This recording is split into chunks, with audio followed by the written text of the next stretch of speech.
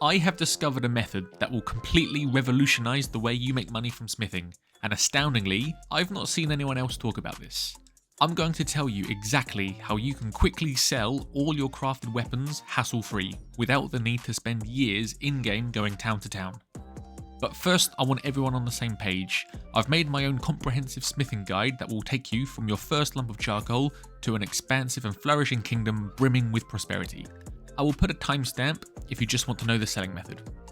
My favourite time to start the smithing grind is clan tier 3. At this point, you should have 6 companions, a wife, and most importantly, a heap of weapons from months of battle loot. The first step is to refine wood into charcoal until you and most of your companions are smithing level 25, where I recommend everyone choose the efficient charcoal maker perk.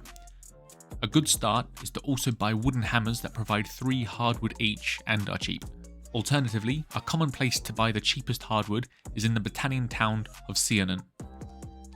Second step is to smelt everything available. When I finished, I reached level 50 and chose the Curious Smelter perk. Smelting unlocks parts, and the more we unlock now, the better we can start the next step. The simplest way I'd recommend beginners to start smithing, and what I do in my playthroughs, is to focus on two-handed swords. They're the easiest to learn new parts for and can quickly become valuable trade commodities, which brings us into step 3.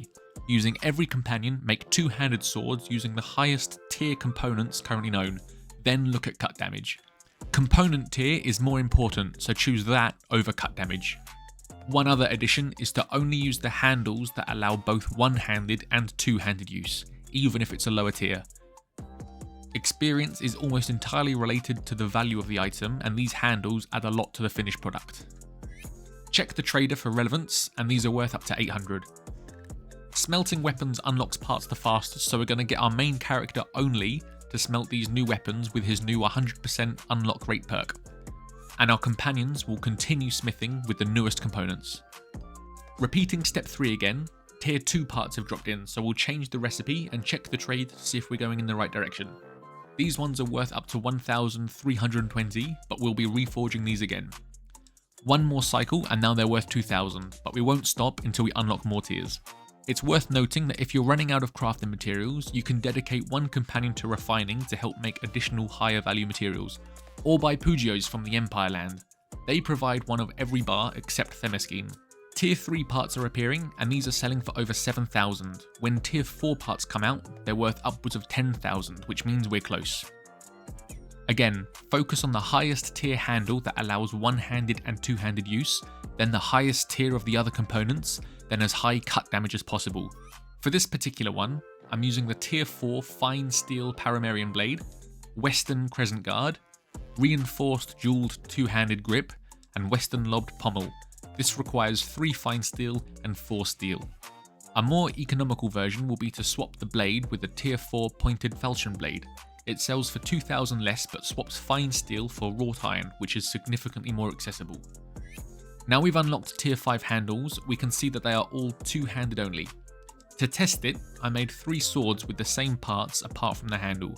I made 2 with different Tier 5 handles and 1 with a Tier 4 handle that also allowed one-handed use. Remarkably, the Tier 4 handle contributed an additional 3,000 to its overall value compared to the others. We hit smithing 175 and I'm met with an interesting choice. Minus 50% trade penalty when selling smith weapons, or minus 50% stamina spent while smithing, meaning we can craft twice as much. A quick tip to help you decide: if you're aiming for your character to reach smithing 275 plus and take the perks that increase the chances of making fine and masterwork items, then you probably want to be the one smithing, so I'd take the stamina perk. But if you want your companions to do most of the smithing, then I'd recommend the trade perk. Currently, our best weapon sells for 23,346. After taking the trade penalty perk, it's now worth 37,076, a 158% increase. Now, looking at the town Carbenzeth, we won't be able to sell that here. If we're lucky, we might be able to sell one of the cheaper ones and then have to move on. Not anymore.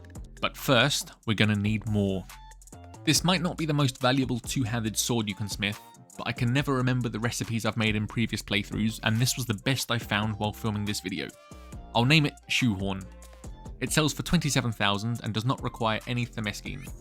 Buy Pugios or use a refiner companion, and this is an easy bulk moneymaker. Which leads us into step 4. Make as many shoehorns or any other profitable recipes you know. The higher the value, the better. Don't cap your earning potential by making cheaper swords so that you can sell them in towns. Use your crafting stamina efficiently and go for the most valuable weapons. Now here is the revolutionary method. Normally, with this amount, it would take an in-game year to sell these, but I don't want you to waste that amount of time anymore. You don't want to sell them in a town. That would only provide around 40,000 dinars each time. Here's what you do. You want to find a noble, preferably a clan leader. These are normally the ones with the blue exclamation marks for quests. Here's an army leader. He has 72,000. That's better. There's also a clan leader in there, Vilda. He has 106,000. Found another army. Aradir has 76. Melodir has 124. Aragon has 151. Here's not only a clan leader, but a kingdom ruler. King Ragnvand is willing to trade 160,000. This is good, but this isn't even the best way. Now this even better method works best if you are in a kingdom, as you can summon lords to you quickly by creating an army. Call all the clan leaders and wait for them to arrive in your army. Barter with them exactly like we just did above.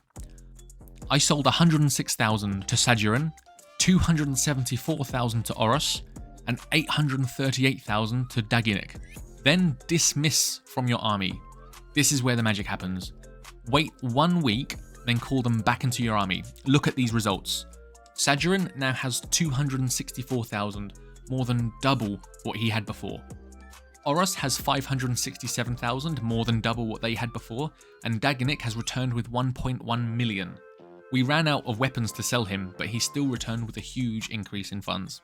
This goes to demonstrate that regardless of the quantity of crafted weapons in your possession, a mere in-game week is all it takes. This efficient approach saves a significant amount of time, enabling you to proceed with your endeavours of world domination. I hope you found this video helpful, and if you want to have an NPC named after you in my next video, consider becoming a member. It would not only contribute to the support of the channel, but also brings me a step closer to being able to dedicate myself to this pursuit on a full-time basis. Until next time. Reinforced dual tool-handed... Slower. For this particular one, I'm using the tier 4 Feinstein I'm using the... and Western Lobbed Podle. Again, any Themeski. These are normally the ones with the blue exclamation. This efficient approach saves a significant... Wait, do it again. Smelting weapons. And our companions will all buy Pugios. They provide... Or by Pugios. They provide one. Do it again. But if your companion... It sells for 27,000 and does not require... I sold 106,000 to... Which leads us up into... Which leads us... I'll do it again. Wait.